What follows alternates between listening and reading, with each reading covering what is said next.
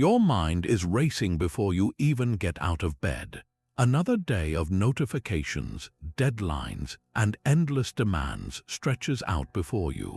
This constant noise makes the idea of inner peace feel like a distant dream. But what if there was a way to cultivate a calm so deep it becomes unshakable, a serene strength that life's chaos cannot penetrate? This is feminine peace, a receptive and resilient state of being that is your natural birthright. And it is far more accessible than you think. The ancient philosophy of Stoicism holds the key, not as a rigid set of harsh rules, but as a practical and compassionate path forward. We are about to walk through 25 specific Stoic practices designed to rewire your response to the world. By the end of this, you will possess a complete toolkit for building a life defined not by stress, but by profound and lasting tranquility. We will uncover how mentally rehearsing your day can disarm anxiety and why embracing discomfort is the secret to true freedom. So what is the one change you believe could bring you the most peace today? That first change, the single most powerful shift, begins the moment you open your eyes. It is called the morning premeditation of evils. Now, the name can sound intimidating, even gloomy, but its purpose is the exact opposite. This is not about dwelling on the negative or inviting misery. It is a strategic mental rehearsal, a way to inoculate your mind against the day's inevitable friction. Think of it as a fire drill for your soul. You do not wait for the flames to practice your escape route. You walk through the steps calmly in advance, so if an alarm ever sounds, your body and mind know exactly what to do.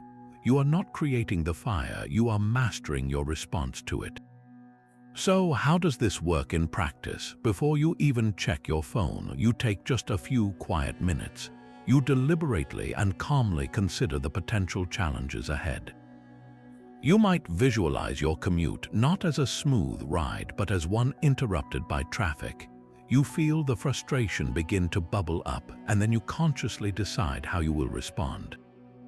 You will take a deep breath, you will listen to an audiobook, you will accept that this delay is outside your control.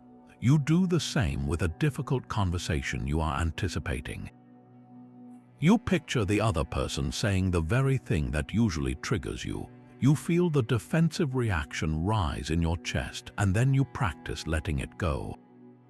You rehearse responding with calm clarity instead of heated emotion.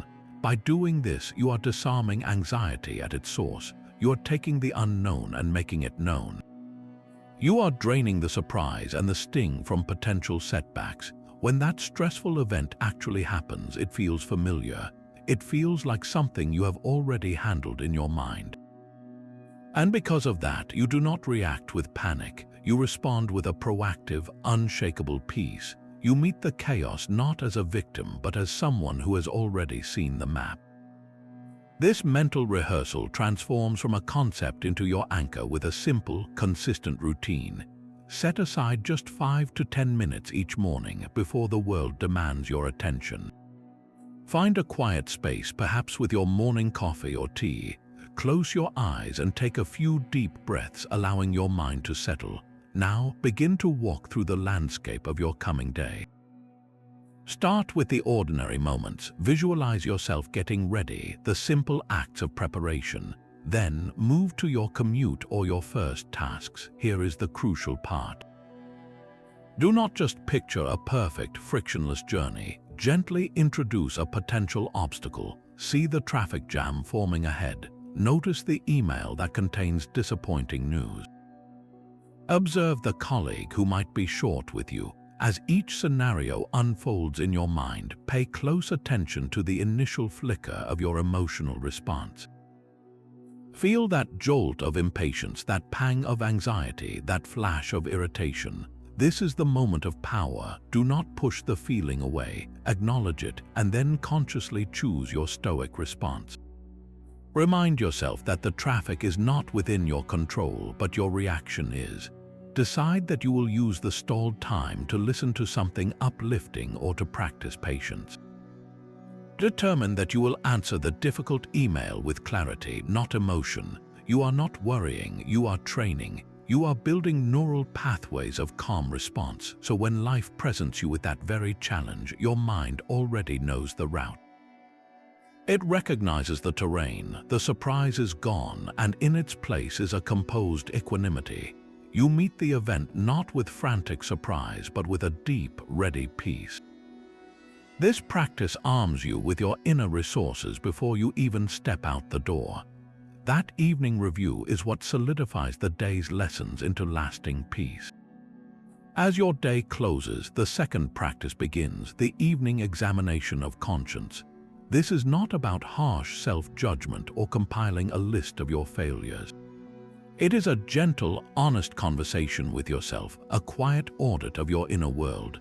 Picture the day as a river that has now flowed past you. The practice is to sit on the riverbank and simply observe what passed by without clinging to it or pushing it away. You take a few moments of stillness and look back over the hours. You ask yourself two simple but profound questions. Where today did I follow reason? Where did I let passion rule? Start with the moments of strength. Recall that instance where you felt provoked, but you chose a breath instead of a sharp retort. Acknowledge that you followed reason, you exercised your power of choice. Feel the quiet satisfaction of that alignment. Then, with the same gentle curiosity, turn to the moments that felt out of sync. Perhaps you reacted with impatience to a family member, or you felt a surge of envy scrolling through social media, or you allowed a minor inconvenience to spoil your mood for an hour. Do not berate yourself for these moments. See them clearly. You let passion rule. The goal is not to feel guilty, but to understand the trigger. Why did that particular comment bother me so much? What underlying fear or desire was driving my reaction?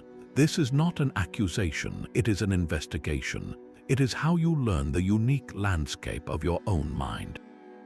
By identifying these patterns night after night, you are not building a case against yourself.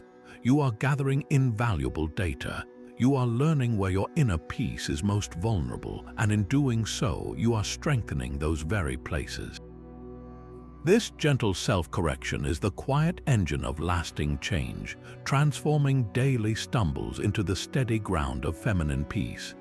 This gentle nightly audit reveals a powerful pattern, showing you exactly where your peace was lost and where it was found. And this discovery leads directly to the third practice, the bedrock of Stoic peace, the dichotomy of control. The entire philosophy rests on this single, liberating distinction. It is the act of sorting every single thing in your life into one of two baskets. In one basket, you place everything that is truly, fully within your power. This basket is surprisingly small, yet it holds everything that matters for your tranquility. In this basket, you place your own judgments, your opinions, your desires, your aversions, and the intentions behind your actions. These are your inner resources, your sovereign territory. Everything else, and this is the vast majority of what we worry about, goes into the second basket. This basket holds every external event, the weather, the traffic, the stock market, the past, the future, and most significantly, what other people think, say, and do. Their approval, their criticism, their choices, these are all in the second basket, the one that is not yours to control. The profound peace comes not from trying to control the contents of that second basket, but from fully releasing your grip on it. Every moment of anxiety, frustration, or anger is a signal that you are trying to command something that was never yours to command. You are trying to force the traffic to move, or a person to change, or an outcome to be different. You are fighting reality itself, and that is a battle you will always lose. The ultimate act of reclaiming your inner sovereignty is to let that fight go. Imagine you are a sailor. You cannot control the wind or the waves. These are externals in the second basket, but you have absolute command over your own hands on the ropes, your attention to the tiller, your decision to adjust the sails. Your skill, your judgment, your response to the storm, these are in the first basket. A skilled sailor does not waste energy screaming at the wind. She focuses all her effort on skillfully navigating the vessel she commands. Your mind is that vessel. When you receive criticism, you cannot control the fact that it was given. That goes in the second basket, but your judgment of that criticism, whether you see it as a personal attack or as potentially useful feedback, and your choice of how to respond, with grace or with defensiveness, these choices reside firmly in your first basket. This is not passivity. It is the most powerful form of action because it directs your finite energy precisely where it can actually make a difference inward. Releasing attachment to the uncontrollable externals is how you stop giving away your power. It is how you build a citadel of peace within, a serenity that remains unshaken because it is built on the only ground you truly own, yourself. This profound acceptance of what we cannot control opens the door to an even more transformative practice, one the Stoics called amor fati, a love of one's fate. This is not passive resignation, not a heavy sigh of, I guess I have to deal with this. It is an active, vibrant embrace of every single event, especially the difficult and unexpected ones. It is looking at whatever life hands you and saying, this too is for my benefit. I will not only accept it, I will love it. Think of a simple, everyday disappointment. You have been looking forward to a quiet evening with a friend, a much-needed respite, and they cancel at the last minute. The initial reaction is frustration, a sense of loss. Amor fati asks you to pivot completely. Instead of fighting the reality of the empty evening, you lean into it. You ask, what unique gift is hidden within this change of plans? Perhaps it is the gift of silence you desperately needed but would never have chosen for yourself. It is the space to read that book, to take a long bath, to simply be without any performance. The cancelled plan is no longer a setback. It is a necessary course correction in the tapestry of your peace. Now apply this to a deeper hurt, like a professional rejection. A project you poured your heart into is turned down. A promotion you wanted goes to someone else. The sting is real. The practice of loving your fate does not deny the pain, but it reframes the entire narrative.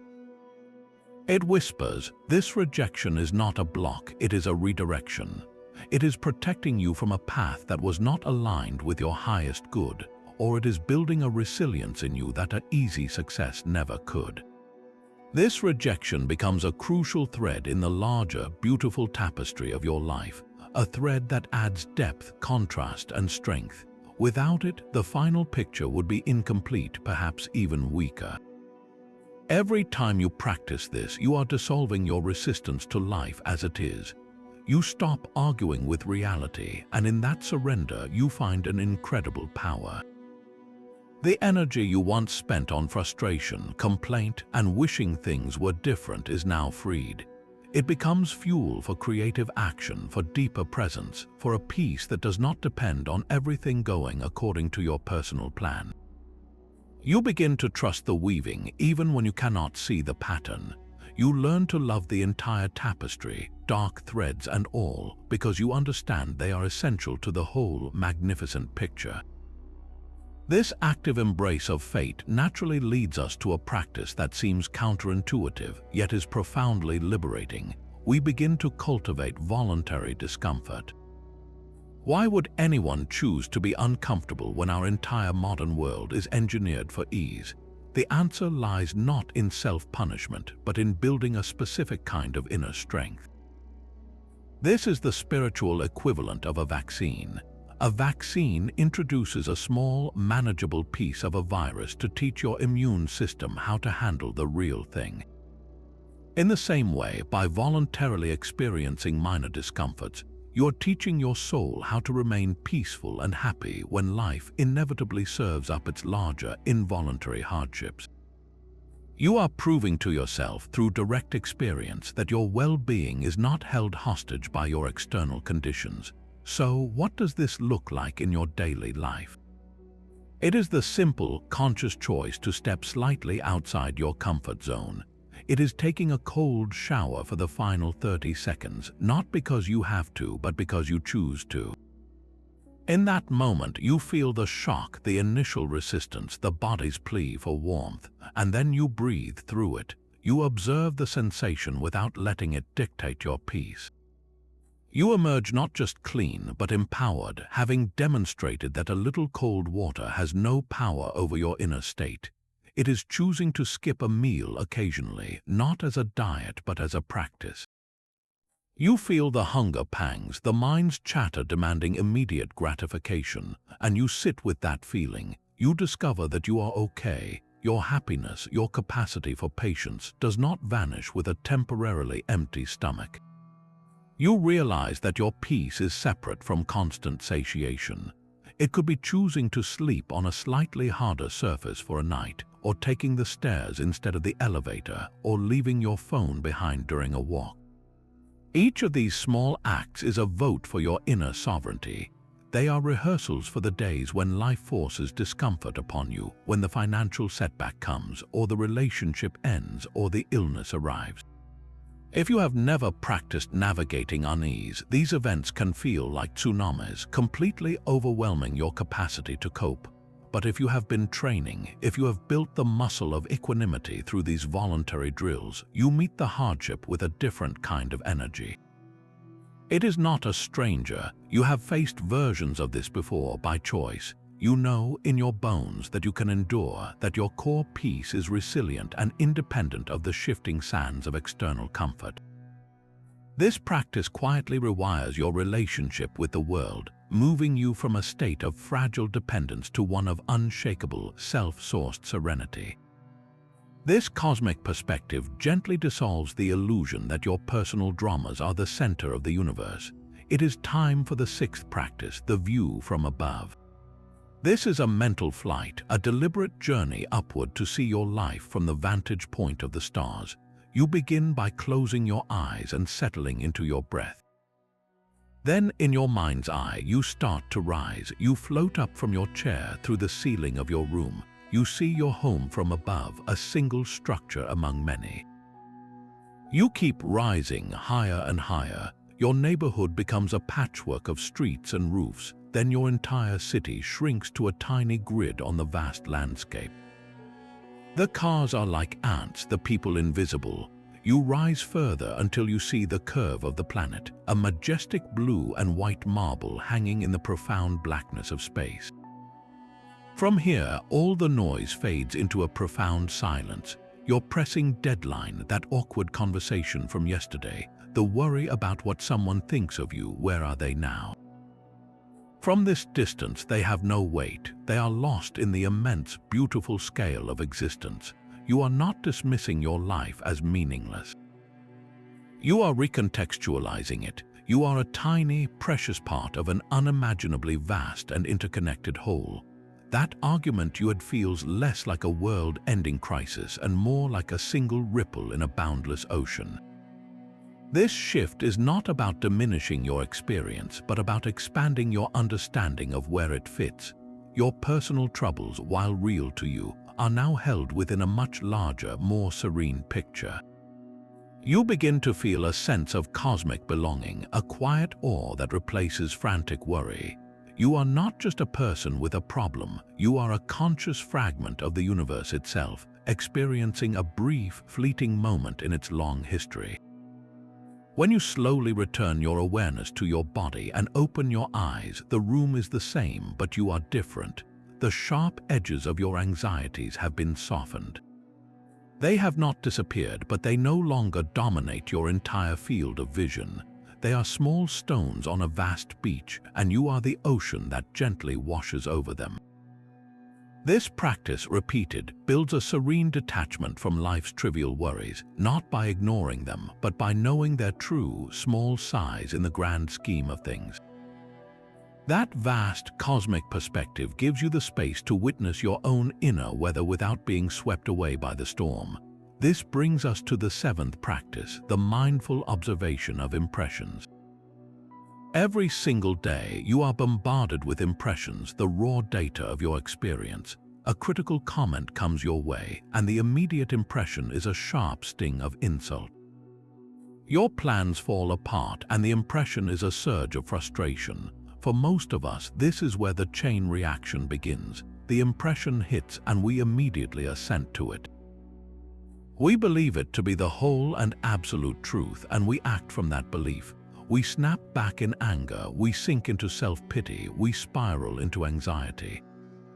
The Stoic practice is to insert a sacred, deliberate pause right here in the fleeting moment between the impression and your assent.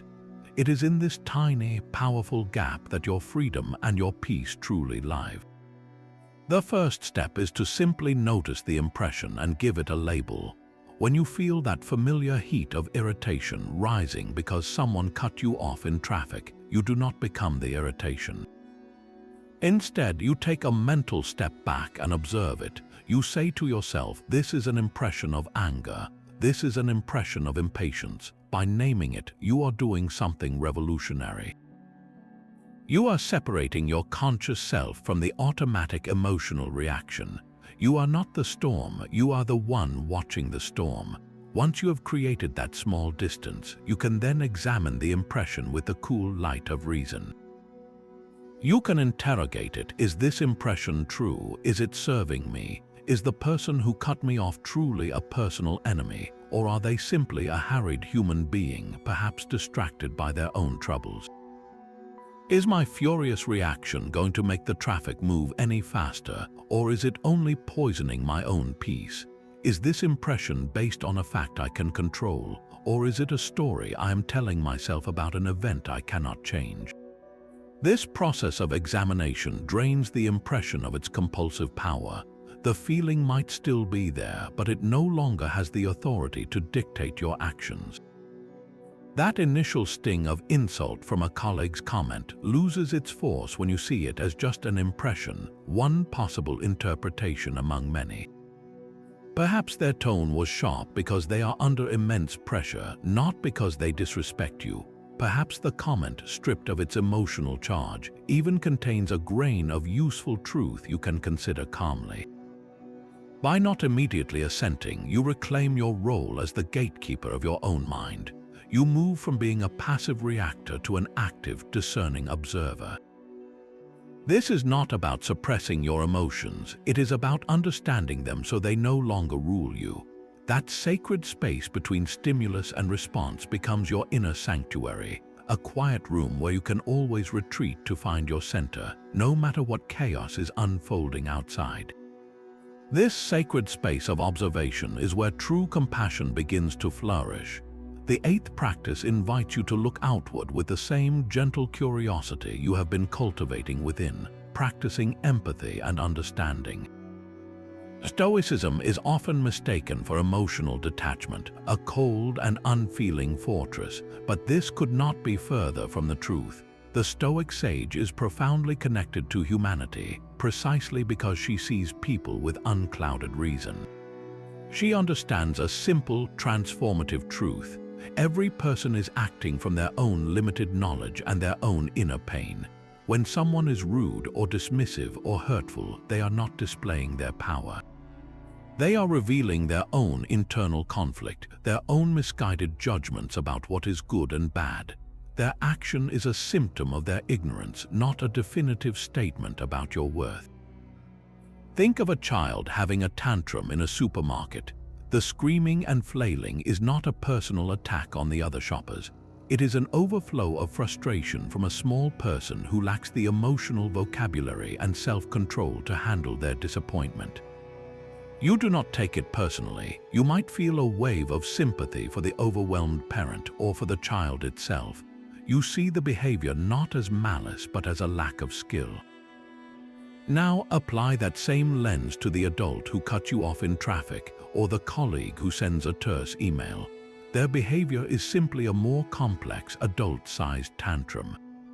It is an outward eruption of their own internal struggle, their stress, their fear, their unexamined assumptions. They are, in that moment, ignorant of a better way to be. When you can truly see this, something miraculous happens. Your anger and judgment begin to dissolve. The sharp edge of a personal insult softens into a recognition of shared human frailty. You are no longer the victim of their action, you are a witness to their struggle. This does not mean you become a doormat passively accepting poor treatment. Stoic empathy is not weakness, it is the foundation of true strength. From this place of understanding, you can choose your response with immense power. Instead of reacting with matching hostility, you can respond with a calm clarity that de-escalates the entire situation. You can offer patience where they expected a fight. You can meet their ignorance with a quiet, unshakable knowing. This transforms every social friction from a threat to your peace into an opportunity to practice it. The difficult relative at a family gathering, the demanding client, the impatient stranger in line, each one becomes a living workshop for your compassion. You are not there to fix them or to absorb their negativity. You are there to hold your own center, to see their behavior for what it is, and to respond from your own well of reason. In doing so, you stop the chain reaction of pain. You refuse to pass on the hurt. You create a pocket of peace in a chaotic world, and that peaceful relational environment becomes the very essence of feminine serenity in action. This profound empathy for others is rooted in a deep understanding of our shared humanity, a recognition that we are all navigating the world with imperfect maps. And it is this very understanding that leads us to the ninth and perhaps most pivotal practice, the discipline of desire. At its core, this discipline asks a radical question. What if you could only want what is already within your power to have? The turmoil of our inner world so often springs from a single source. Our desires are aimed at the wrong targets. We desire a specific promotion, the unwavering approval of a parent, a relationship that unfolds exactly as we imagine, a body that never ages or falters. We set our heart on these external, fragile outcomes, and then we hand over the keys to our peace. If the promotion comes, we are happy. If it does not, we are crushed. If we receive the approval, we feel worthy. If we face criticism, our entire sense of self wobbles. This is a life lived on a roller coaster, jerked up and down by forces you can never truly command. The discipline of desire asks you to step off that ride. It invites you to redirect your deepest yearning inward to the only thing that is truly and always yours, your own character. Your new, singular desire becomes this: to be a good person, to act with integrity, with courage, with justice, and with wisdom in this very moment. This desire is completely within your control. No one can stop you from choosing kindness. No external circumstance can prevent you from acting with fairness. A financial loss cannot strip you of your integrity. A personal rejection cannot take away your capacity for compassion. When this becomes your focused want, a miracle occurs. You are no longer vulnerable to the shifting winds of fortune. You have anchored your happiness to the unshakable ground of your own virtuous choice. Imagine you are preparing for a crucial job interview. The old desire would be focused entirely on the outcome. I must get this job. Your entire emotional state is tethered to that future result, creating immense anxiety. Now apply the discipline of desire. Your goal shifts. It is no longer to get the job, an outcome in that second basket, fully dependent on the interviewer's mood, the other candidates, and 1,000 other unknowable factors. Your new disciplined desire is to perform virtuously in the interview.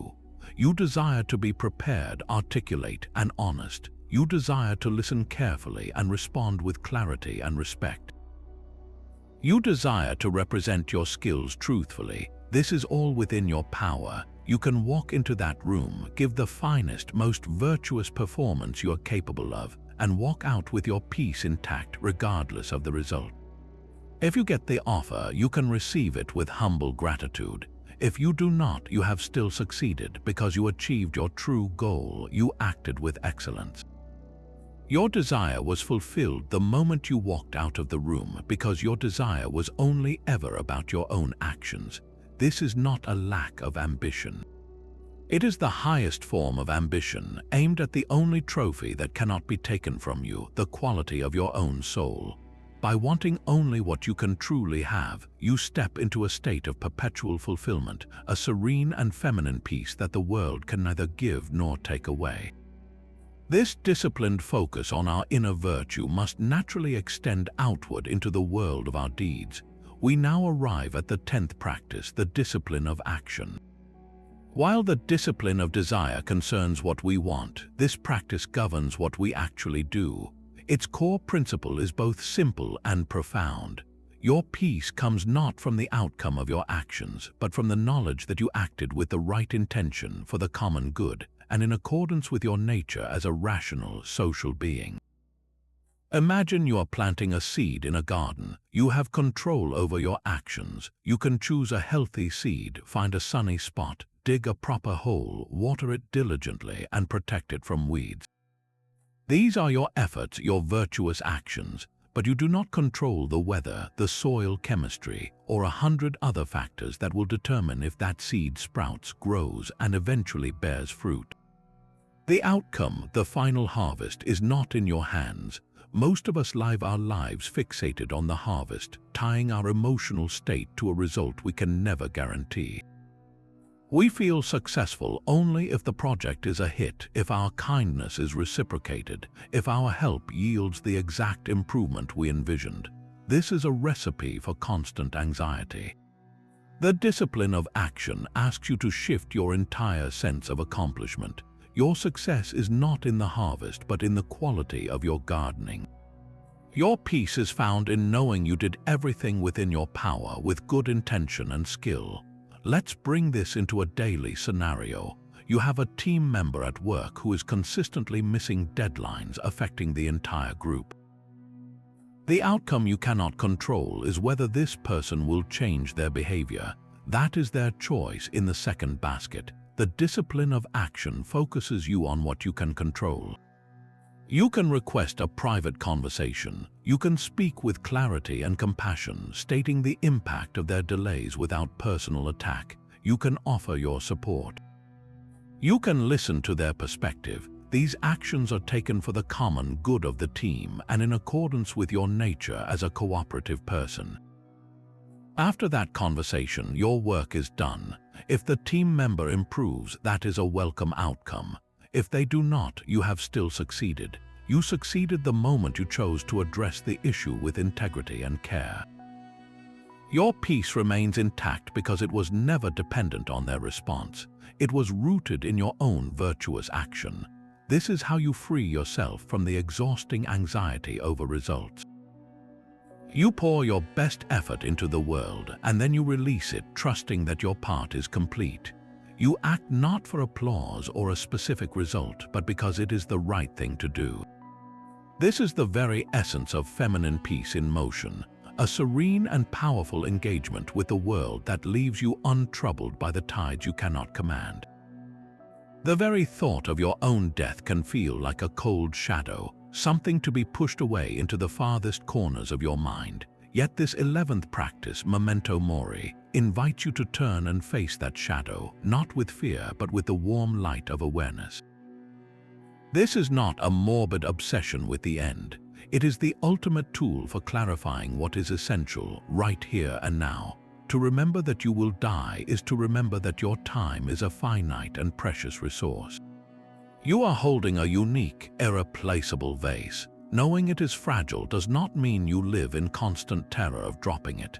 It means you handle it with immense care, you appreciate its beauty more deeply, and you are very deliberate about what you choose to put inside it. Your life is that vase. When you hold the awareness of its impermanence, the trivial frustrations that once consumed you simply lose their power. The long line at the grocery store, the petty disagreement, the sting of a thoughtless comment, these things cannot hold your attention when you are consciously aware that your days are numbered. They are revealed for what they are, grains of sand in the vast hourglass of your existence. This practice strips away the noise of the unimportant. It forces a beautiful and urgent question into the center of your mind. If this were my last year, my last month, my last day, how would I spend this hour? Would I spend it worrying about what that person said about me? Would I spend it scrolling mindlessly through a digital feed? Or would I spend it looking into the eyes of someone I love, truly listening? Would I spend it taking a walk and feeling the sun on my skin, or finally starting that project that makes my soul feel alive? Memento mori is the great clarifier. It does not inspire a frantic rush to do everything, but a deep, calm focus on what truly matters. It infuses ordinary moments with a profound sense of gratitude and significance. That morning cup of coffee becomes a ritual of savoring. The conversation with a friend becomes a sacred exchange. The work you do is chosen with more intention, aligned with your core values. You stop postponing your life, waiting for some perfect future condition to be happy. You understand that this day, this very breath, is the only guaranteed moment you possess. By keeping the end in view, you are not dwelling on death. You are being called into a more vibrant, more purposeful, and deeply appreciative life. It is the final key that unlocks a calm so profound, because when you have made peace with the end, you are finally free to live fully in the present.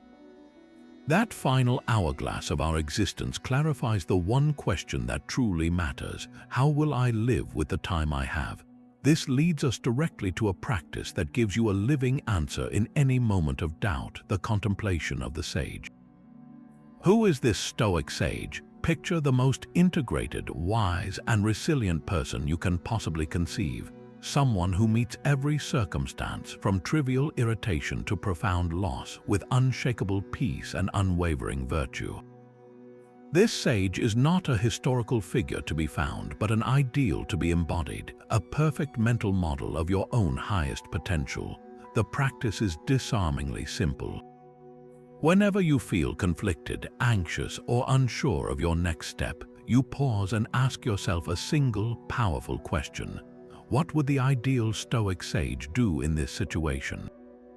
You are not asking what your fearful ego wants to do or what your reactive emotions are demanding. You are consulting your own inner compass calibrated to true north. The answer that arises will never be frantic, petty, or selfish. It will be clear, compassionate, and rooted in principle. Imagine you are in a tense meeting where a colleague unfairly dismisses your idea. Your initial impression is one of hot embarrassment and defensiveness. The old pattern might be to either retreat into silence or to lash out with a sharp rebuttal. Now you insert the pause and pose the question: what would the sage do? The sage would see the colleague's behavior as a reflection of their own insecurity, not a judgment on the idea's worth. The sage would feel no need to defend their ego, only to serve the common good of the project. The answer that comes might be to take a calm breath, acknowledge the colleague's concern, and then restate the core value of the idea for the team's goal. The action is the same, but the inner landscape is entirely different. You act from a place of centered strength, not reactive weakness, or consider a moment of personal temptation, perhaps to skip a commitment because you simply do not feel like it. The sage would ask, what is the virtuous path here? Is it keeping your word and acting with integrity, or is it following the fleeting whim of comfort? The answer becomes obvious. This mental model cuts through the fog of emotional confusion like a beam of sunlight. It provides an immediate and reliable standard against which to measure your impulses. You begin to walk through life with an invisible wise companion, a part of your own mind that always knows the way back to peace and principle. Every time you ask the question and choose the sage path, you are not just solving a single problem. You are actively sculpting your own character, carving away the reactive self to reveal the serene and virtuous person you are meant to become. Your journal is far more than a record of daily events. It is a silent partner in your pursuit of peace, a private space where you can untangle the knots of the day with the gentle hands of Stoic wisdom. This 13th practice transforms the simple act of writing into a profound dialogue with your highest self. You are not just scribbling down what happened. You are engaging in a conversation, using the page as a mirror to reflect your impressions, your judgments, and your choices back to you, all through the clarifying lens of Stoic principle. Begin with a simple prompt. Write a letter to yourself from the perspective of the ideal Stoic sage you contemplated earlier. What would this wise, compassionate guide say about the challenge you face today? They would not offer empty sympathy or fuel your indignation. They would ask gentle, probing questions. Was your peace disturbed by an external event or by your judgment of it? Where did you place your desire today, on something fragile and outside your control, or on your own virtuous response? This letter becomes a map guiding you back to your center when you have strayed. Another powerful exercise is to take a single, difficult event from your day and analyze it using the dichotomy of control. Draw a line down the center of a page. On the left, write down every aspect of the situation that was not within your power. The other person's words, the traffic jam, the rainy weather, the final outcome. Acknowledge them and then symbolically release them. They belong to that second basket. Now turn to the right side of the page. This is your domain of power. Here you write your own judgments about those events, your decision to feel offended, your choice to become impatient, and most importantly, you write the virtuous actions that were always available to you. You could have chosen to interpret the comment differently. You could have decided to use the stalled traffic as a moment of quiet reflection. You could have accepted the rain without letting it dictate your mood. This simple split-page technique physically manifests the core Stoic lesson, training your mind to automatically sort experiences and reclaim your agency. Finally, dedicate a small part of your journal to a record of gratitude, but with a distinctly Stoic flavor. Do not just list things you are thankful for. Acknowledge the challenges themselves. Write, I am grateful for the difficult conversation because it gave me the opportunity to practice patience and clear communication. I am grateful for the minor inconvenience, for it tested my resilience and proved that my peace is stronger than a petty annoyance. This reframing turns every obstacle into a gift, a necessary training ground for the soul. By making this dialogue a daily ritual, your journal ceases to be a mere notebook. It becomes the quiet, consistent workshop where feminine peace is forged, one honest, reflective word at a time. The world screams for your attention, but your peace speaks in a whisper. This 14th practice is the deliberate cultivation of silence and solitude, a conscious withdrawal from the constant noise and company that drains your inner reserves. It is not about loneliness or antisocial behavior. It is a strategic retreat into the quiet sanctuary of your own mind, a necessary pilgrimage you make to commune with your deepest thoughts and integrate the lessons you are learning. Think of your mind as a clear, still pond. Every notification, every conversation, every demand is a pebble tossed into the water, creating ripples that disturb the calm. Without periods of silence, the pond's surface is never still. You cannot see your own reflection clearly through the constant turmoil. Solitude is the act of letting the water settle. It is in this quiet that the sediment of the day sinks, and you can once again see the true shape of your thoughts, the clarity of your principles, and the strength of your own presence. How can you practice this in a life that never seems to stop? It begins with small, sacred appointments with yourself. It could be 10 minutes in the morning before anyone else is awake, sitting with a cup of tea and simply listening to the sound of your own breathing. It might be a walk in a park without headphones, allowing the natural world to be your only companion instead of a podcast or playlist. It could be sitting in your car for a few extra moments after you have parked, refusing to immediately rush into the next task. In these moments, you are not doing anything. You are simply being. You are allowing the overstimulated nervous system to reset. You are giving the Stoic ideas you have been contemplating the space to sink from your intellectual understanding into your bones, to become not just concepts you know, but a nature you live. This is where the inner citadel is fortified. Each minute of chosen silence is another brick laid in the wall that protects your peace from the world's chaos. When you return to the noise, you carry that stillness with you as an unshakable inner resource, a feminine peace that remains centered and whole, no matter how turbulent the waters around you may become. That quiet sanctuary you build in solitude is a sacred space, and its gates must be guarded. The impressions you allow past them will either nourish your peace or violently disrupt it. This is the 15th practice, the mindful consumption of media and conversation. Think of your mind as a pristine garden. Everything you read, watch, and listen to is a seed being planted there. Are you sowing seeds of calm, wisdom, and virtue, or are you carelessly scattering seeds of anxiety, outrage, and distraction? The daily news cycle, the endless scroll of social media, and the casual gossip that fills so many conversations are not neutral.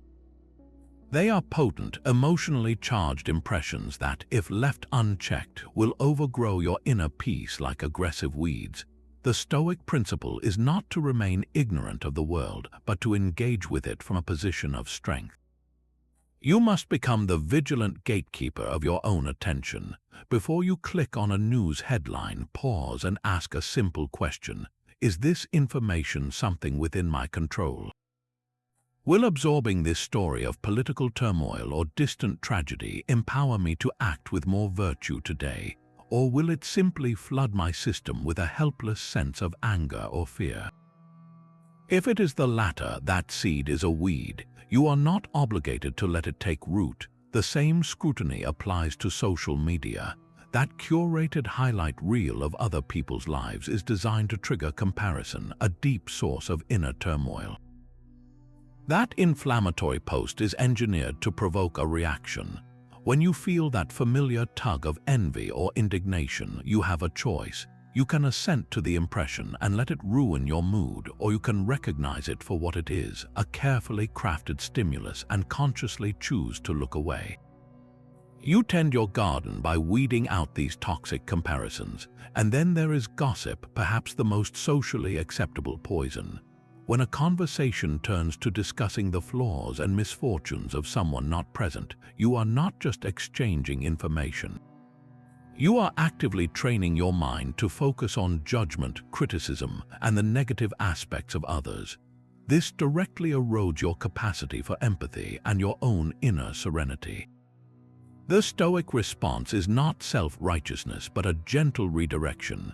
You can acknowledge the comment without adding fuel to the fire, or you can steer the conversation toward a more constructive or compassionate topic. By doing so, you protect not only your own peace, but you also become a source of a more peaceful relational environment. This vigilant curation is not a withdrawal from the world. It is the ultimate act of taking responsibility for your inner world. You are choosing to consume only what you have the capacity to digest without being poisoned, ensuring that the peace you cultivate in silence can withstand the noise of the world.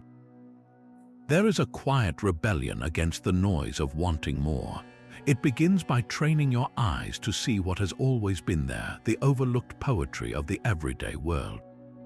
This 16th practice is the conscious search for beauty in the ordinary, a deliberate act of finding wonder in the texture of life itself. It is not about grand vistas or expensive purchases. It is about the pattern of rain tracing slow, meandering paths down your window pane. It is the intricate geometry of a spider's web jeweled with morning dew. It is the simple, solid warmth of a sunbeam falling across your hands as you hold a cup of tea. Each of these moments is a free and abundant gift, offered constantly to a world that is too busy to receive it. When you pause to truly see them, you are performing a radical act of contentment. You are telling your restless mind that you have enough, that you are surrounded by enough right here and now. That sudden, sharp call of a bird outside your window is not an interruption. It is an invitation to drop your mental burdens for just 1 second and simply listen. Feel how that single, clear note cuts through the clutter of your thoughts and brings you into the present.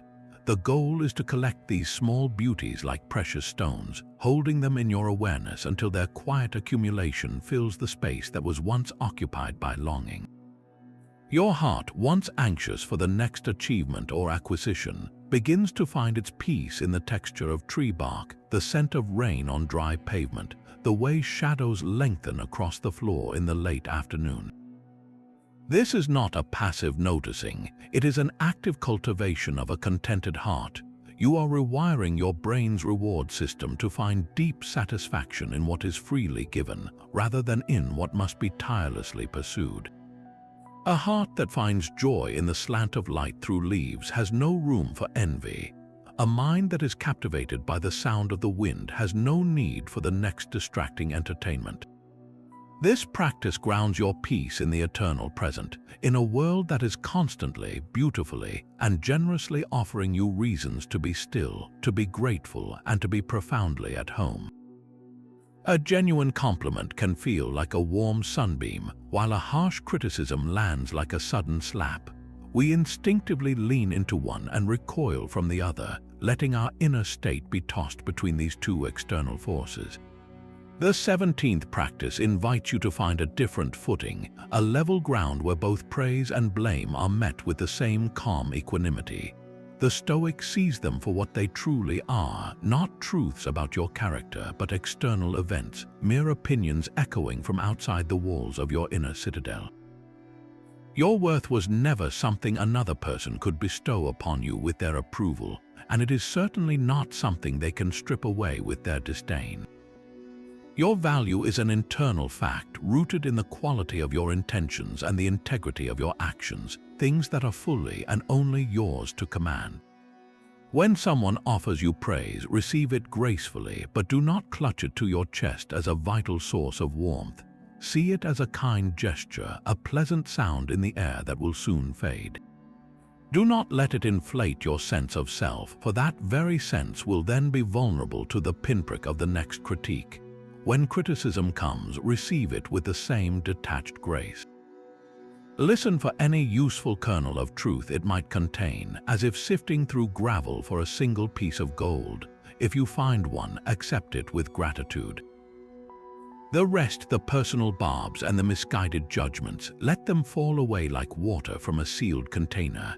They belong to the person who spoke them, a reflection of their own inner world, not a verdict on yours. This is how you build an unassailable fortress of self-validation. Your peace is no longer contingent on a 5-star review or shattered by a single negative comment. You become like a deep lake, its surface perhaps rippled by the stones of others' opinions, but its depths remaining perfectly clear and undisturbed. You are finally free, not from feedback, but from the tyranny of letting that feedback define you. Gratitude is the quiet rebellion against a world shouting about scarcity. This 18th practice is not merely a feel-good exercise, it is a profound act of philosophical realignment, a deliberate decision to focus your attention on the vast field of what you have, rather than the narrow strip of what you lack. The Stoic understands that nature provides everything we truly need for a good life, and a grateful heart is one that has learned to see this constant, abundant provision. Your daily breath, the functioning of your senses, the capacity for reason itself, these are not small things. They are monumental gifts, and they are entirely within the realm of your appreciation, fully within your control. A daily gratitude practice is the mechanism that trains your brain to default to this state of recognition. It is like taking a mental walk through your own life, consciously collecting the overlooked treasures. You do not need to wait for a windfall or a perfect day. The raw material for this practice is always present. It is the warm blanket on your bed, the clean water from your tap, the simple fact that your body carried you through another day. When you make a habit of writing down or mentally acknowledging 3 to 5 of these provisions each evening, you are performing a crucial rewiring. You are strengthening the neural pathways associated with contentment and weakening those old, well-trodden roads of complaint and desire.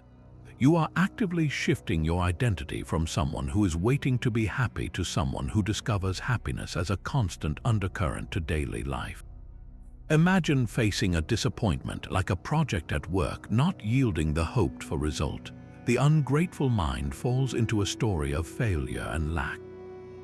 The grateful mind, trained by daily practice, does not deny the setback, but it immediately contextualizes it within a larger landscape of sufficiency. It can honestly say, I am grateful for the health and strength to have worked on that project. I am grateful for the skills I learned in the process. I am grateful for the colleagues who collaborated with me. This perspective does not erase the disappointment, but it surrounds it with a peaceful fulfillment that the disappointment cannot touch. Your peace is no longer conditional on everything going right because you have built it on a foundation of what is already and always right here. The strength of your inner citadel is built not in grand, heroic declarations, but in the quiet, unseen moments of your day. This 19th practice is the unwavering commitment to act with integrity in small things. Every time you choose to keep a promise you made only to yourself, like going for that walk you intended or putting your phone away to read, you are depositing a small coin into the treasury of your self-trust. Each time you overhear gossip and consciously choose not to add to it, or even to gently redirect the conversation, you are reinforcing the walls of your inner peace against the chaos of judgment. And every single instance you do the right thing when no one is there to see it, whether it is picking up a piece of litter or correcting a small error that benefited you, you are cleansing your conscience. These tiny, seemingly insignificant acts are the daily bricks and mortar of your character. When you cut a corner that no one will ever know about, you are the one who knows. A subtle fracture appears in your self-respect, a hairline crack through which anxiety and self-doubt can begin to seep. But when you consistently act with honor in the dark, you gift yourself a clear and peaceful conscience, a light inner world where there is nothing to hide, nothing to rationalize, and no lingering shame to disturb your tranquility. This is how integrity becomes the very ground you walk on, a foundation so solid that when larger ethical challenges arise, you do not have to deliberate. You simply act from the deeply grooved habit of doing the right thing, and your feminine peace remains utterly unshaken. Our homes so often become museums of our indecision, filled with objects we no longer need but cannot seem to release. Each unused item is a silent demand on your attention, a small weight on your soul. Stoicism offers a radical and clarifying lens for this modern dilemma, teaching that an uncluttered life is the natural habitat for an uncluttered mind. The peace you seek is directly undermined by the sheer volume of possessions you must manage, organize, and worry about. Every extra shirt in the closet, every knick-knack on the shelf, every gadget in the drawer represents a tiny thread of attachment to the external world, a potential source of anxiety if it were to be lost or damaged. The practice of simplifying is not just an aesthetic choice, it is a profound spiritual discipline. It is the physical enactment of the Stoic principle of distinguishing between what is necessary and what is superfluous. When you walk into a room that contains only what you use and love, the mind instinctively relaxes, the visual noise ceases, and the internal noise often follows. This extends far beyond your physical space to the commitments that fill your calendar and the digital files that clog your devices. Each unnecessary obligation is a piece of mental clutter, a future demand on your time and energy that pulls you away from your core purpose. The goal is to want less, not to have more. By consciously choosing to own less, you are not embracing poverty. You are declaring a profound independence from the belief that your worth or your peace can be found in accumulation. You are making space, literal and psychological, for what the Stoics argued is truly essential: your relationships, your character, your inner work. A minimalist closet means fewer decisions in the morning, preserving your mental energy for more important choices. A clear schedule means more time for reflection, for connection, for the practice of your virtues. This is not deprivation, it is liberation. You are cutting away the dead weight so your soul can float freely, no longer anchored by 1,000 trivial things. That cancelled plan you were so frustrated by was never a roadblock, it was the path itself. The Stoics had a powerful mantra for this: the obstacle is the way. This 21st practice is the ultimate alchemy of peace, the art of turning every single hindrance into the very fuel for your progress. It asks you to stop seeing life's difficulties as disruptions to your serene journey and to start recognizing them as the essential curriculum.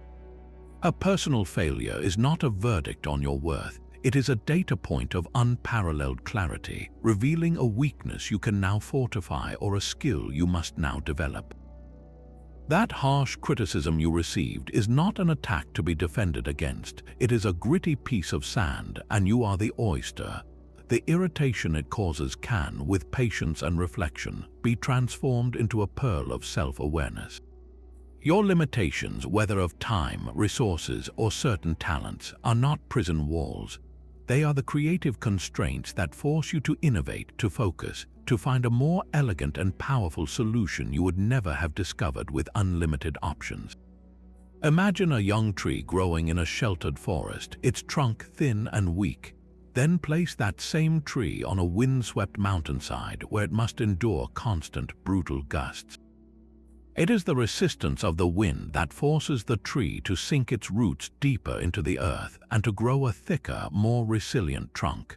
The wind, the apparent obstacle, is the very reason for its formidable strength.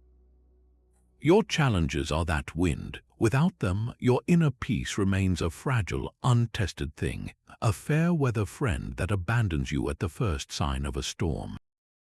But when you learn to lean into the gale, to use its force to build your resilience, you develop a peace that is not just for calm days but for hurricanes. The next time a project falls apart, do not crumble, get curious. What does this failure teach me about my planning, my team, or my own assumptions? The next time you face a resource shortage, do not despair. See it as a forced exercise in ingenuity. How can I achieve my goal with more creativity and less waste? By reframing the obstacle as the way forward, you disarm it of its power to derail you. You stop fighting your life and start working with it, forging an unshakable feminine peace in the very fires that you once believed were meant to consume you. That deep breath you take when the traffic light turns red just as you approach it is not a sign of defeat. It is a quiet declaration of sovereignty over your inner world. This 20-second practice is the cultivation of a profound patience with the unchangeable, a conscious choice to stop fighting the current of reality and instead to learn how to float peacefully upon it. Think of the most common sources of daily frustration: the traffic jam that steals precious minutes, the labyrinthine bureaucracy that demands form after form, the slow-moving person in front of you when you are in a hurry. In every one of these scenarios, the source of your suffering is identical. It is not the event itself, but your inner resistance to it, your frantic, futile fight against a reality you cannot alter. The traffic is not happening to you, it is simply happening. Your struggle against it is what creates the tension in your jaw, the heat in your chest, the storm in your mind.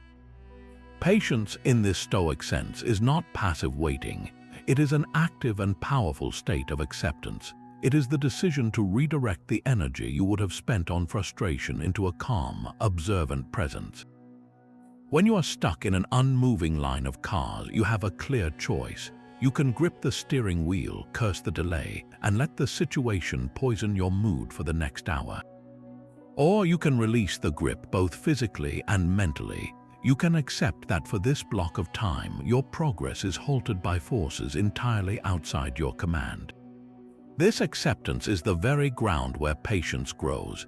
Then you can actively use the time. You can listen to music you love. You can use the moments for reflection. You can simply watch the world outside your window with a detached curiosity. The time will pass regardless. The practice of patience ensures it passes without taking your peace along with it. Apply this to the slow-moving cashier or the colleague who processes information at a different speed. Your impatience is a demand that their internal rhythms synchronize with yours. This is an attempt to control the uncontrollable. The patient response is to release that demand. To see their pace not as a personal affront to your hurry, but as their own way of being. In that release, you find a spaciousness within yourself. The delay becomes a pocket of unexpected stillness in a rushing day. By practicing patience with these small, unchangeable events, You are building a resilience that will hold when life presents you with the larger, slower hardships, the recovery from an illness, the mending of a relationship, the gestation of a dream. You learn to trust the flow of time itself, understanding that some things cannot and should not be rushed. Your peace is no longer dependent on the world moving at your preferred speed. The anchor of a past regret can hold your entire life hostage in a prison of what might have been. Every moment you spend replaying an old mistake or nursing a long-held resentment is a moment you voluntarily choose suffering over the peace available to you right now. The Stoics offered a stark and liberating reminder: the past is an external event as firmly outside your control as the weather of a year ago. You cannot change a single second of it. Your only point of power is here, in this breath, in the present moment where your judgment and your actions actually reside. Holding on to a past hurt is like continuing to carry a heavy rock long after the journey is over, complaining of the weight but refusing to set it down. The rock is not the problem, your grip is. The event itself is over. It exists now only as a story you tell yourself, a memory you have charged with emotional power. When you choose to let that story go, you are not condoning what happened or pretending it did not hurt. You are simply acknowledging a fundamental truth: the past is a cancelled check. It cannot be renegotiated. Your peace is found in accepting the past exactly as it happened, not as you wish it had been. This acceptance is not a weakness, it is the ultimate act of reclaiming your energy. All the mental effort you pour into rewriting a script that is already finished is energy stolen from the life you are trying to live today. Think of a conversation from 5 years ago where you said something you deeply regret. You have replayed it 1,000 times, each time feeling the same hot flush of shame. That feeling is a choice you are making now, in the present. The Stoic practice is to look at that memory with clear eyes and say, that happened. I cannot change it. I can only learn from it and resolve to act with more wisdom today. Then you consciously release the emotional charge.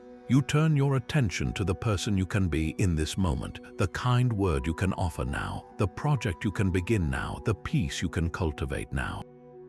The past becomes a quiet lesson in a closed book, not a storm raging in your living room. By focusing your energy solely on the present, you stop feeding the ghost of yesterday and start building a life of serene presence today. Your own seriousness can be the heaviest weight you carry. The 24th practice invites you to lay that burden down by cultivating a sense of humor, a surprisingly vital Stoic tool for peace. This is not about frivolity or avoiding serious matters. It is about developing the perspective to see the inherent absurdity in life's predicaments, and most importantly, in your own reactions to them. When you can laugh at a situation, you have instantly created a distance between your core self and the frustrating event. You have stepped back from the edge of anger and chosen a different, lighter vantage point.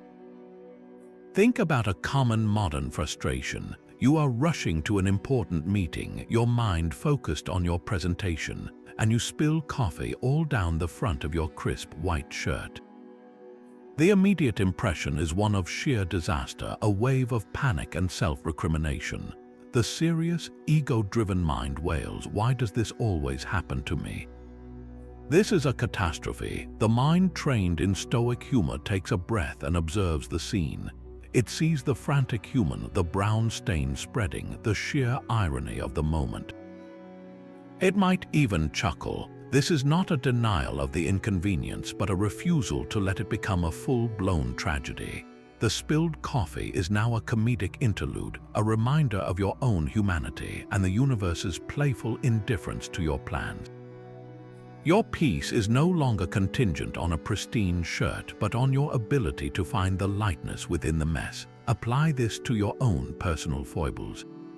That stubborn habit of losing your keys, the way you always mispronounce that one word, your inexplicable clumsiness in certain situations. When you can laugh at these quirks instead of berating yourself for them, you are practicing self-compassion in its most accessible form. You are acknowledging that you, like every other person, are a wonderfully imperfect work in progress. Laughter becomes a gentle release valve for the pressure of trying to be perfect. It is a direct antidote to the tightness of anger and the heaviness of despair. A heart that can laugh at a foiled plan or a personal idiosyncrasy is a heart that has made peace with the unpredictable, often ridiculous, nature of being alive. This lightness is not a lack of depth. It is the very quality that allows your deep, feminine peace to remain buoyant, able to float gracefully on the surface of any storm. Your day is done, but your mind is still running its endless loops. The final practice is a gentle closing of the inner workshop, a ritual of release. As you prepare for sleep, your thoughts naturally drift to the unfinished tasks of the day, the conversation that felt unresolved, the worry about tomorrow's demands. Instead of fighting these thoughts or letting them carry you into a restless night, you meet them with a simple, deliberate act. You sit for just a few moments in the quiet. You acknowledge each concern as it arises, giving it a name. The project deadline, the tension with a friend, the errand you forgot. You look at each one with calm recognition, and then you consciously decide its work is finished for today. You cannot solve it in your bed. You cannot complete it in the dark. Now you can give yourself the profound gift of rest. Visualize a beautiful, sturdy box beside you. It can be made of polished wood or simple, strong cardboard. One by one, you take each of those swirling thoughts and you gently place them inside. You place the unfinished to-do list inside. You fold the lingering worry and tuck it in. You lower the unresolved tension into the box, closing the lid securely. You are not ignoring these things. You are simply assigning them a temporary home, a container that will hold them safely until the sun rises and you have the fresh energy to address them. This act is a powerful signal to your nervous system. It says your duty for today is complete. You are permitted to lay down your burdens. You are allowed to surrender. The peace of the night is not an emptiness to be filled with tomorrow's anxieties, but a sacred space for your restoration. When you release the mental clutter, you make room for a deep, healing sleep. You wake not with the same heavy baggage, but with a clear mind and a quiet heart, ready to open the box in the morning light and meet its contents with renewed strength and a steady, feminine peace. These 25 practices are not a rigid checklist, but a living map for your inner world.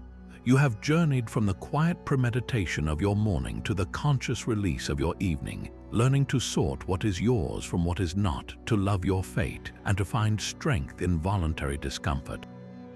You have seen your life from the stars and learned to watch your own thoughts with gentle curiosity. This entire path leads to one undeniable truth. Feminine peace is not a passive state you stumble upon, but an active citadel you build brick by brick through daily discipline. It is the quiet power of choosing your response again and again until that choice becomes your nature. Such a profound transformation can feel overwhelming, so do not try to scale the entire mountain at once. Begin with just one practice, the one that whispered most clearly to your heart today. Perhaps it is the morning mental rehearsal or the evening examination of your conscience.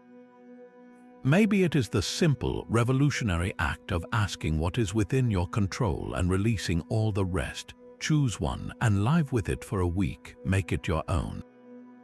Then, when it feels natural, add another. I would love to hear which practice called to you. Let me know in the comments which one you are choosing to begin with. Your journey toward unshakable tranquility starts not with a grand gesture, but with a single, quiet decision in this very moment. Take that step. Your serene and sovereign self is waiting.